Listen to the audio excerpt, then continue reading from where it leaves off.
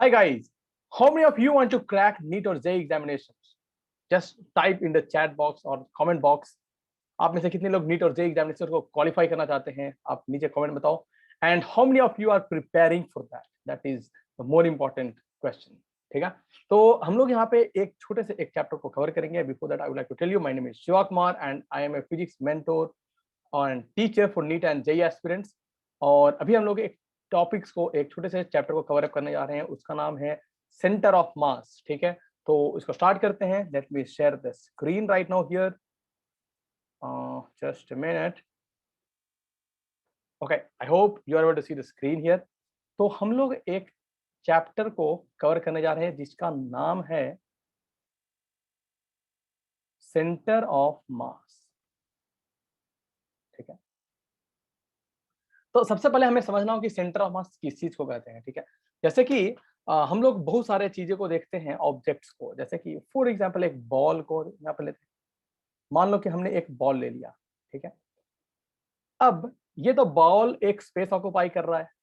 तो अगर हम चाहें कि ये जो बॉल है जिसका मास m है, जिसका रेडियस मान लो r है, अगर हम इस मैसिव बॉल को, इस वॉल्यूमेट्रिक जो वॉल्यूम ऑक्यूपाई कर रहा है, ऐसे बॉल को एक पॉइंट से रिप्रेजेंट करना चाहें जो टोटल मास को रिप्रेजेंट करे, तो वो इस बॉल में कहाँ पे होगा, उसको हम लोग कहेंगे सेंटर ऑफ मास. जैसे इस केस में अगर हम इसके सेंटर पे ले लेंगे तो हम लोग कह सकते हैं कि इसका पूरा का पूरा जो मास है इस सेंटर पे कॉन्सेंट्रेटेड होगा.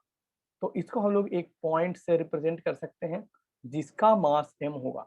और हम लोग एज्यूम करेंगे कि जो इस पॉइंट का मोशन होगा, मूवमेंट होगा, वही इसका भी मोशन होगा. ऐसा हम लोग एज्यूम करते हैं. तो ये एक ऐसा पॉइंट होता है सेंटर ऑफ मास जहां पे entire mass of the body is assumed to be concentrated. ठीक है, तो ये होता है सेंटर ऑफ मास का कहानी. ठीक है, तो आगे हम लोग देखते हैं थोड़ा सा. जैसे कि मान लो ऐसा एक भारी भरकम कोई चीज है, तो अगर इसको एक पॉइंट से रिप्रेजेंट कर रहे हैं, मान लो ये जहां पर एज्यूम किया जा सकता है यहाँ पे सेंटर ऑफ मास है, तो that is the ultimate point. Okay, तो ठीक है, इतना हम लोग रखते हैं. हम लोग इसका डायरेक्ट फॉर्मूला पे जानते हैं. ठीक है, जैसे कि अगर यहाँ पे एक मास है, मान लो इसका मास m है, और एक और मास है, बॉल है जिसका मास m है, तो इन दोनों को हम लोग एक पॉइंट से रिप्रेजेंट करना चाहे तो वो कहाँ पे लाई करेगा, इन दोनों के बीचों बीच में लाई करेगा. और ये हो जाएगा लोकेशन ऑफ सेंटर ऑफ मास हो जाएगा. ठीक है, तो इसका फॉर्मूला कैसे हम लोग दे सकते हैं, तो ये दो तरीके के होते हैं. ठीक है, तो सबसे पहले हम लोग समझेंगे centre of mass for a system of discrete particles. ठीक है, अब यहाँ पे पार्टिकल्स होंगे तो उसका सेंटर ऑफ मास हम लोग कैसे निकालेंगे. ठीक है, तो जैसे मान लो ये सब एक मिनट, जैसे भी यहाँ पे ये एक पार्टिकल है, ये एक पार्टिकल है, ये सब पार्टिकल है. ठीक है, और हमें बताना है कि सबका मास, मान लो इसका मास m1 है, इसका मास m2 है, इसका मास m3, इसका मास m4, m5, m6 and m7. और हमें बताना है कि इसका सेंटर मास कहाँ पे लाई करेगा. अगर हमें इस पूरे सिस्टम को एक सिंगल पॉइंट से रिप्रेजेंट करना है जिसका मास इन सारे के मास के बराबर है और बिहेवियर इन जैसा हो, तो कहाँ पे वो पॉइंट लाई करेगा. तो इसके लिए हमें पहले एक कोऑर्डिनेट सिस्टम लेना पड़ेगा. एक्स वाई एक्सिस, मान लो ये वाई एक्सिस है, ये एक्स एक्सिस है, और जेड एक्सिस भी हम लोग ले लेते हैं, वाई एक्स और जेड एक्सिस. और ये ऑरिजिन हो जाएगा. और हम लोग सबका कोऑर्डिनेट्स लेंगे, जैसे इसका x1 y1 z1, x2 y2 z2, उसी तरीके से सबका कोऑर्डिनेट्स हो जाएगा. और सेंटर ऑफ मास को जो फॉर्मूला होता है, x coordinate of the centre of मास, मान लो सेंटर ऑफ मास यहाँ पे है समवेयर COM, तो इसका जो कोऑर्डिनेट है x coordinate, that is given by the formula m1x1 plus m2x2 plus m3x3 plus जितने भी मासेज है 7 तक, 7 m4x3 plus m5x m4x4 plus m5x5 plus m6x6 plus m7x7 divided by total mass of the system m1 plus m2 plus m3 plus m4 plus m7 जितने ही masses है सबको यहाँ पे add करेंगे तो ये हो जाएगा इसका x coordinate and in the same way y coordinate of the centre of mass can be given by m1 y1 plus m2 y2 plus m3 y3 divided by total मास ले लेंगे और in the same way z coordinate भी हो जाएगा जैसा यहाँ पे y1 है y2 है वहां पे z आ जाएगा और सिमिलर फॉर्मूला हो जाएगा इसका कोऑर्डिनेट का तो you can have this formula तो ये इसका केस है। तो सबसे पहले एक क्वेश्चन करते हैं, ठीक है। तो क्वेश्चन है आपका ये कि एक पार्टिकल है यहाँ पे और दूसरा पार्टिकल है, इसका मास है m1, इसका मास है m2 और दोनों के बीच की दूरी है r। दोनों के बीच की दूरी कितनी है r। अब आपको बताना है कि इसमें सेंटर ऑफ मास कहाँ पे लाई करेगा। तो आप वीडियो को पॉज कर सकते हैं and then you can try to solve this और जो आपका सोल्यूशन है आप नीचे कमेंट में जरूर बताएं, ठीक है। So pause the video and try to solve this question, okay, ठीक है। I hope you have tried the question और at least you have tried to figure out how to solve this, ठीक है। तो देखो हम अगर यहाँ पे देखें तो ये जो सिस्टम ऑफ पार्टिकल साइज में सबसे पहला काम हमने क्या किया था, ऑरिजिन सिलेक्ट किया था, एक कोऑर्डिनेट एक्सिस लिया था और उसके बाद ही हमने कोऑर्डिनेट सबका पता किया था और ऐसे किया था। तो इस केस में भी हम लोग कुछ ऐसा ही करेंगे, एक ऑरिजिन सिलेक्ट करेंगे। हम चाहे तो यहाँ पे भी ऑरिजिन ले ले, कोऑर्डिनेट सिस्टम ले ले, लेकिन हम लोग एक कन्वीनियंट पॉइंट पे लेंगे ताकि हमारा कैलकुलेशन आसान हो सेंटर ऑफ मास को निकालने के लिए। और यहाँ पे हम ऑरिजिन ले लेंगे, इसको वाई एक्सिस कह देंगे और इसको एक्स एक्सिस कह देंगे। हालांकि वाई एक्सिस की जरूरत यहाँ पे है नहीं क्योंकि वाई एक्सिस पे कोई पॉइंट्स है नहीं, ये जेड। तो इसका एक्स कोऑर्डिनेट अगर देखें, x C O M is equal to mass of m1 into coordinate.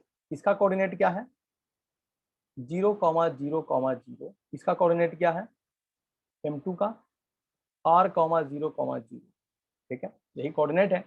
तो इस केस में m1 into 0 plus m2 into r, है ना, r हो जाएगा divided by m1 plus m2, ये हो जाएगा सेंटर ऑफ मास, ठीक है। अगर y कोऑर्डिनेट देखेंगे y COM तो ये तो 0 ही हो जाएगा और x COM जो है ये भी 0 हो जाएगा। क्यों 0 हो जाएगा, क्योंकि देखो y कोऑर्डिनेट 0, 0 है ना, तो 0 हो जाएगा ये सारे। हमें इससे अभी मतलब है x कोऑर्डिनेट, ये वाली जो टर्म है इससे ही मतलब है। तो देखो इसको हम लोग पहले समझते हैं कि ये क्या क्या रहा है। इस केस में यहाँ पे जो x COM है वो हमारा आया है x COM is equal to m2r divided by m1 plus m2, ये हमारा आया है x coordinate of the system. तो x मतलब ये ऑरिजिन से इसकी लेंथ मेजर की जाएगी। तो मान लेते हैं हम लोग यहाँ पे कि ये वाली जो यहाँ से ये वाली जो डिस्टेंस है यहाँ पे सेंटर ऑफ मास इसका मिला है और ये वाली जो दूरी है ये r1। तो यहाँ पे हमारा ये वाली दूरी r1 है यहाँ से लेकर के यहाँ तक और ये वाली दूरी को हम मान लेते हैं r2। तो यहाँ पे हमारा सिचुएशन क्या आएगा, ये जो वैल्यू हमारा आया है ये किसका r1 की लेंथ आई है क्योंकि जहाँ पे सेंटर ऑफ मास लाई करेगा इसका कोऑर्डिनेट है ना, एक्स कोऑर्डिनेट में। तो r1 की लेंथ हमें ये निकल गई। r2 का लेंथ क्या होगा, r2 का लेंथ हो जाएगा r माइनस r1 और जैसे ही ये वाली वैल्यू पुट करेंगे यहाँ पे क्या आ जाएगा, ये वाली वैल्यू आ जाएगी m1r divided by m1 plus m2, ये हो गया। तो ये r1 की वैल्यू है, ये r2 की वैल्यू है ना। अगर हम दोनों की रेशियो निकालें, डिवाइड कर देते हैं r1 बाई r2 निकालते हैं तो हमें आएगा r1 upon r2 is equal to m2 upon m1 और यहाँ से हमें समझ में आता है कि m1 r1 equal to m2 r2, या फिर कहें कि centre of mass divides the distance between two particles in the inverse ratio of their masses. Inverse ratio है ना, या फिर कह दो m1 r1 equal to m2 r2। मतलब कहने का मतलब ये है यहाँ पे मास m1 है और यहाँ पे मास m2 है और दोनों के बीच की दूरी कितनी है, r है। सेंटर ऑफ मास अगर मान लो यहाँ पे नहीं, मान लो यहाँ पे है और ये वाली दूरी r है और ये वाली दूरी r2 है, तो m1 r1 equal to m2 r2 होगा। तो this is a special case, आप इसको याद रख सकते हैं। This is a special case, बहुत बार ये यूज में आ जाता है कैलकुलेशन में, तो इट विल बी गुड। तो नेक्स्ट क्वेश्चन हम लोग करते हैं, ठीक है। नेक्स्ट क्वेश्चन ये है कि आपको सेंटर ऑफ मास निकालना है, ठीक है। ये वाई एक्सिस है, ये एक्स एक्सिस है, और यहाँ पे है क्या कि एक ऑब्जेक्ट यहाँ पे रखा हुआ है 2 kg, एक ऑब्जेक्ट यहाँ पे रखा हुआ है 3 kg। ये वाली जो दूरी है, या फिर कह दो यहाँ पे जो कोऑर्डिनेट है एक्स का वो है 2 और यहाँ पे कोऑर्डिनेट जो है वो 1, और एक मास यहाँ पे रखा हुआ है 3 kg, और आपको 3 नहीं 4 ले लेते हैं, और जिन पे रखा हुआ है पॉइंटों पे, और आपको बताना है कि इस सिस्टम का सेंटर ऑफ मास का कोऑर्डिनेट्स क्या होगा। आप वीडियो को पॉज कीजिए, इसको ट्राई कीजिए और नीचे कमेंट में जरूर बताइए कि क्या है इस क्वेश्चन का आंसर, ठीक है।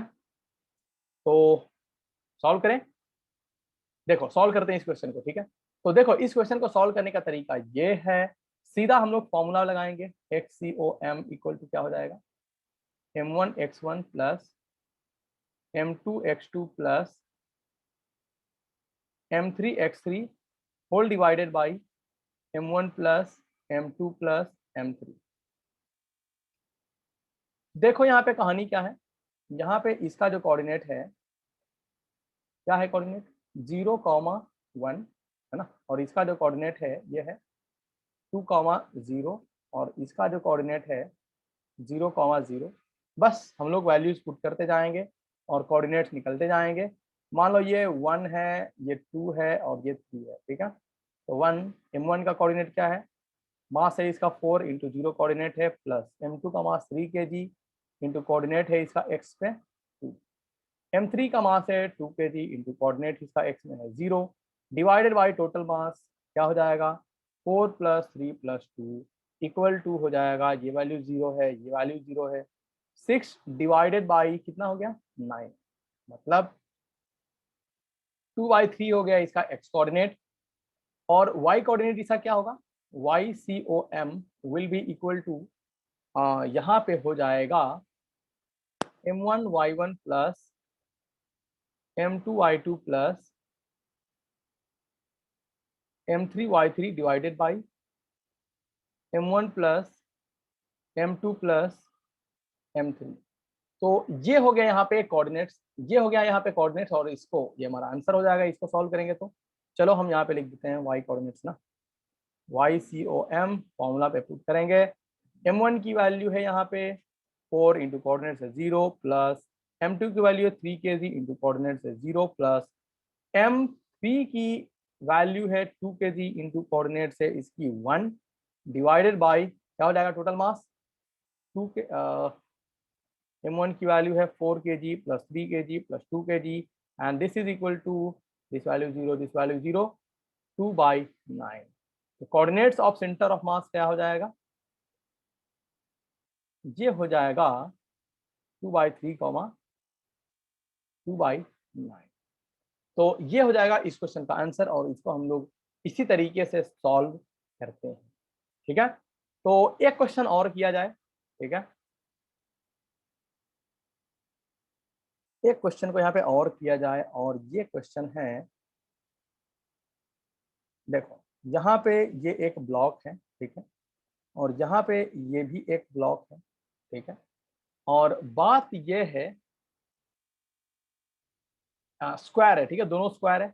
इसकी लेंथ है से कितना, इसकी लेंथ मान लो a है, इसकी भी साइड की लेंथ है a, और इसका डेंसिटी है ρ1 और इसका डेंसिटी है ρ2, ठीक है।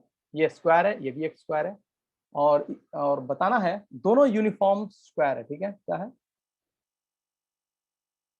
स्क्वायर नहीं मतलब यूनिफॉर्म क्यूब है, ठीक है। और हमें बतानी है कि सेंटर ऑफ मास ऑफ दोनों सिस्टम क्या होगा। तो आप वीडियो को पॉज कीजिए और ट्राई कीजिए and find out the location of the center of mass in this question. ठीक है, पॉज कर लिया, सॉल्व करो और नीचे कमेंट में जरूर लिखो, ठीक है। I hope you have tried to solve, you have tried to understand the approach to solve this question. तो हम लोग यहाँ पे आगे बढ़ते हैं और इस क्वेश्चन को समझते हैं।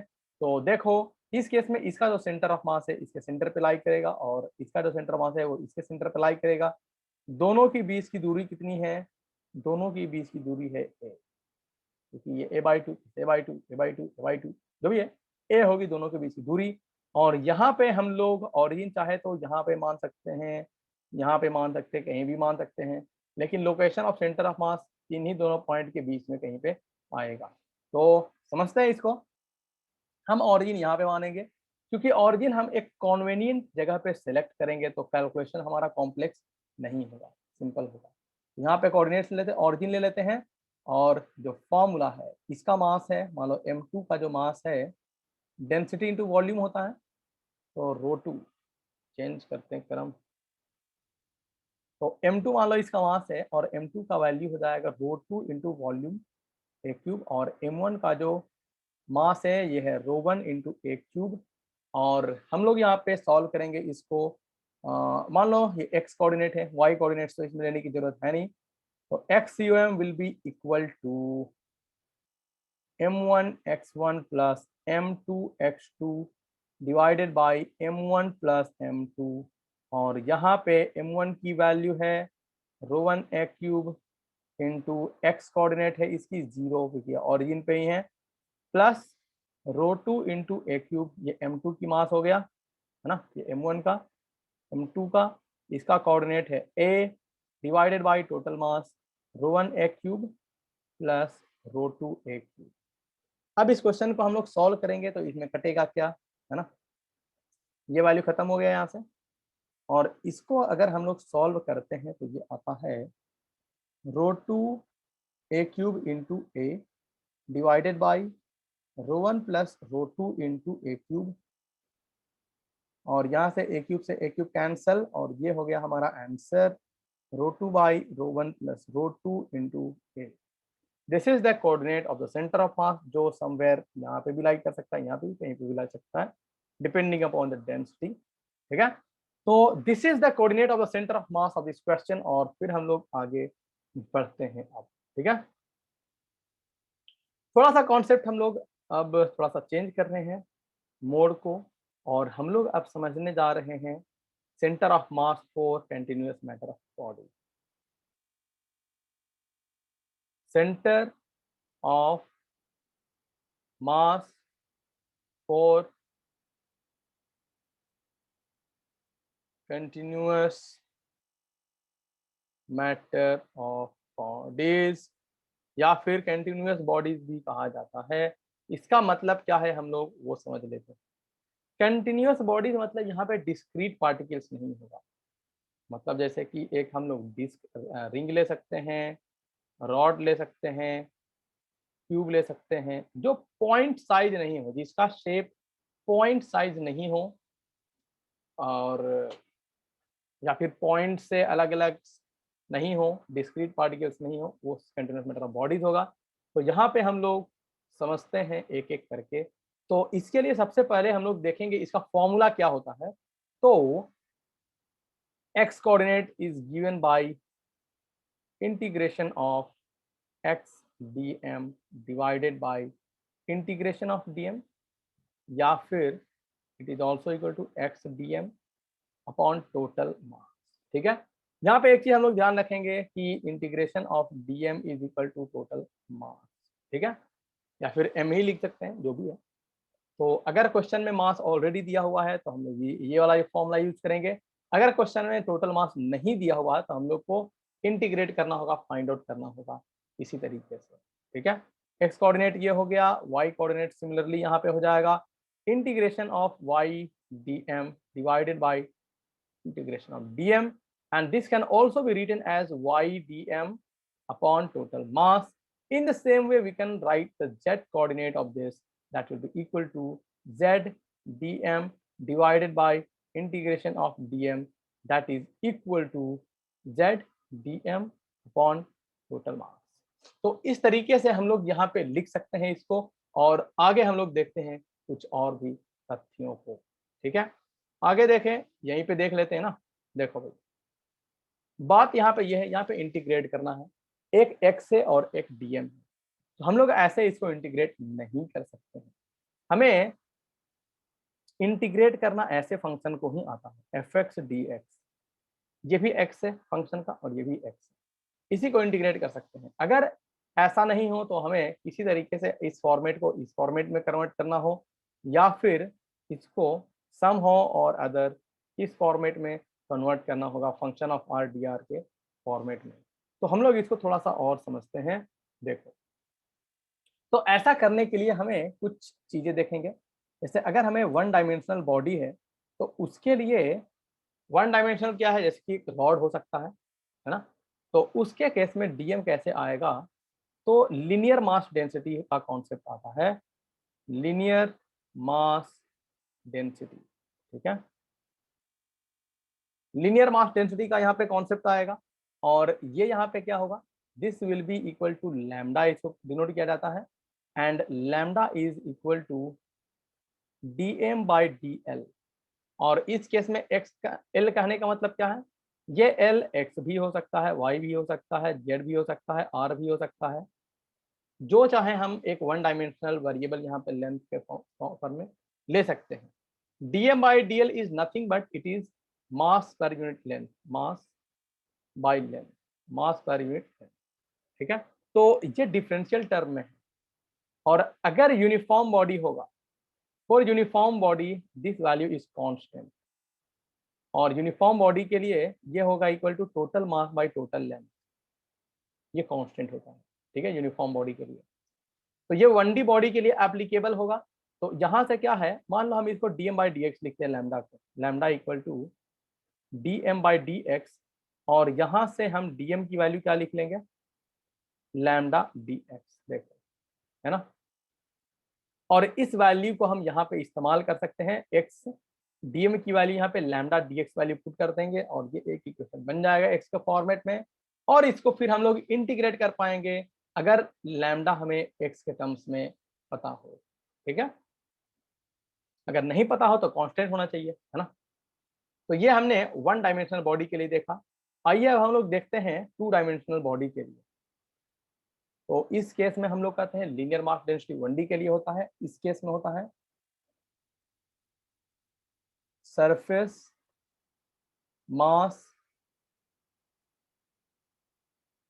डेंसिटी कहा जाता है, और इसको रिप्रेजेंट किया जाता है सिग्मा से, and sigma is equal to d m by d a. It is क्या, ये होता क्या है, ये होता है मास पर यूनिट एरिया, मास पर यूनिट एरिया होता है। ठीक है, डिफरेंशियल टर्म में होता है। ठीक है, तो यहाँ पे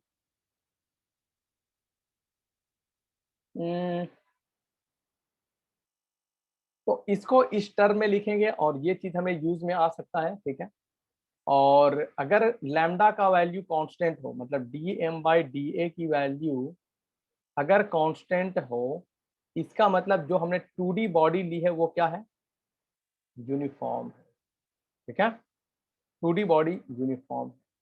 तो उसी तरीके से 3D बॉडी के लिए हम लोग यूज कर सकते हैं volume mass density, volume mass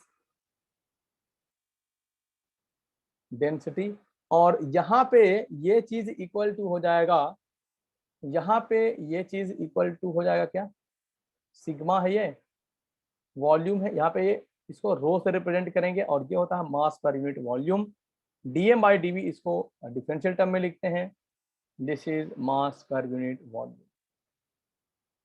ठीक है, ये 3D बॉडी के लिए होगा यूज। ठीक है, तो वो आगे हम लोग समझते हैं थोड़ा सा।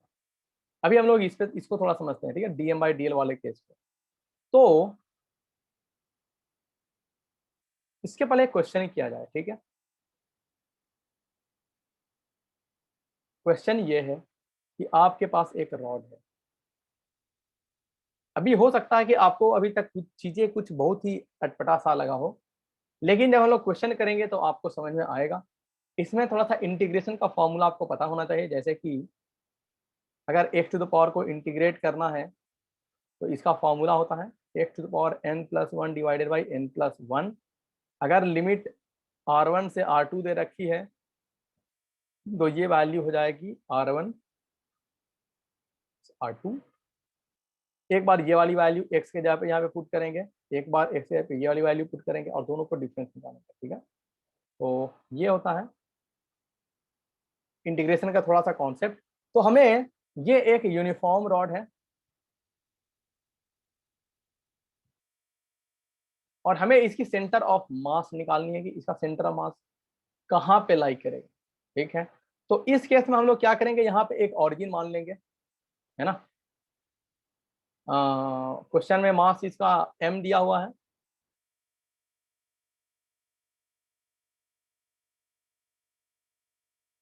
और इस रॉड का लेंथ l दिया हुआ है। ठीक है, और ये एक यूनिफॉर्म रॉड है, यूनिफॉर्म रॉड, और ये वन डायमेंशनल है। वन डायमेंशनल है मतलब इस केस में हमें क्या समझना है, लैम्डा इक्वल टू dm/dl, और यूनिफॉर्म है तो dm/dl क्या कांस्टेंट होगा। तो यहाँ पे ये x मान लेते हैं, x एक्सिस। ठीक है, तो इस केस में लैम्डा इक्वल टू क्या होगा, dm/dx। ठीक है, तो अभी आप वीडियो को पहले पॉज करो, इसके पहले मैं आगे आपको बताऊं। वीडियो को आप पॉज करके पहले आप खुद से ट्राई करो इसको। Once you have got the answer या फिर आपको कुछ डाउट्स होगा, you can check the solution. Okay, तो पहले आप खुद से ट्राई करो वीडियो पॉज करके and then we will check out the solution of this question. Okay, ठीक है, ठीक है। देखो, तो इस केस में सबसे पहले हम लोग क्या करेंगे, ये वन डायमेंशनल यूनिफॉर्म रॉड है। ठीक है, अब ये वन डायमेंशनल रॉड है तो dm/dx में दिया हुआ है जो कांस्टेंट होगा, total mass of the rod bye total length of the rod, है ना। तो ये कांस्टेंट वैल्यू है।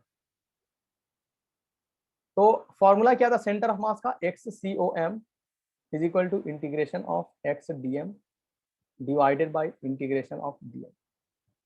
और यहाँ पे हमें टोटल मास पता है तो इंटीग्रेशन ऑफ dm लिखने की जरूरत नहीं है, टोटल मास यहाँ पे लिख देंगे सीधा, और ये फॉर्मूला होता है। तो यहाँ पे dm की वैल्यू किसी तरीके से हमें निकालना है x dx के टर्म्स में। तो यहाँ पे देखो लैम्डा इक्वल टू dm/dx, तो dm इज इक्वल टू क्या हो जाएगा, लैम्डा dx हो जाएगा। ये वैल्यू लैम्डा की वैल्यू कांस्टेंट है, यहाँ पे पुट कर देते हैं। इंटीग्रेट करेंगे लिमिट 0 से l तक, क्योंकि यहाँ पे लेंथ मान लेंगे ऑरिजिन है तो 0 और यहाँ पे x कोऑर्डिनेट हो जाएगा l। तो पुट करो इसको,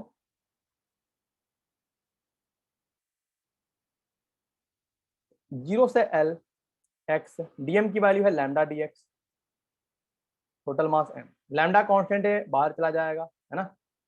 तो हो जाएगा ये value lambda integration x dx 0 से l divided by total mass equal to x का इंटीग्रेशन क्या होगा, x²/2, तो लैम्डा x²/2 0 से l तक है लिमिट, मास इसका है m। तो एक बार l वैल्यू पुट करेंगे x के जगह पे तो l² और 0 पुट करेंगे, दोनों का डिफरेंस l इंटू x²/2 होगा, l²/2 minus 0²/2 divided by m।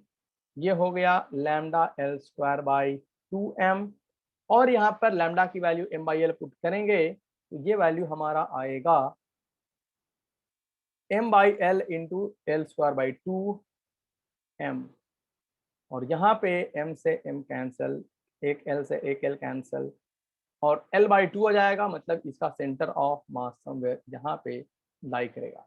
तो अभी हम लोग यहीं पे रखेंगे और नेक्स्ट वीडियो में थोड़ा सा इससे आगे हम लोग बढ़ेंगे। ठीक है, और अब तक आपको क्या क्या चीजें समझ में आया, क्या क्या चीजें में आपको डाउट है, आप नीचे कमेंट में बता सकते हैं। कौन से टॉपिक में आप सबसे ज्यादा अटक रहे हैं, हो सकता है कि वो आपका इसी चैप्टर से हो, सेंटर ऑफ मास से, हो सकता है लीनियर मोमेंटम के टॉपिक से हो सकता है रोटेशन का टॉपिक हो, या हो सकता है SHM, हो सकता है NLM, laws of motion, kinematics, जो भी चैप्टर में आप अटक रहे हो, या फिर इलेक्ट्रोस्टैट्स में, या फिर कोई भी चैप्टर में फिजिक्स का जो जेई या नीट के सिलेबस में आता है, वो आप नीचे कमेंट में बताओ, ताकि we can figure out the solution for it so that I can help you out on that.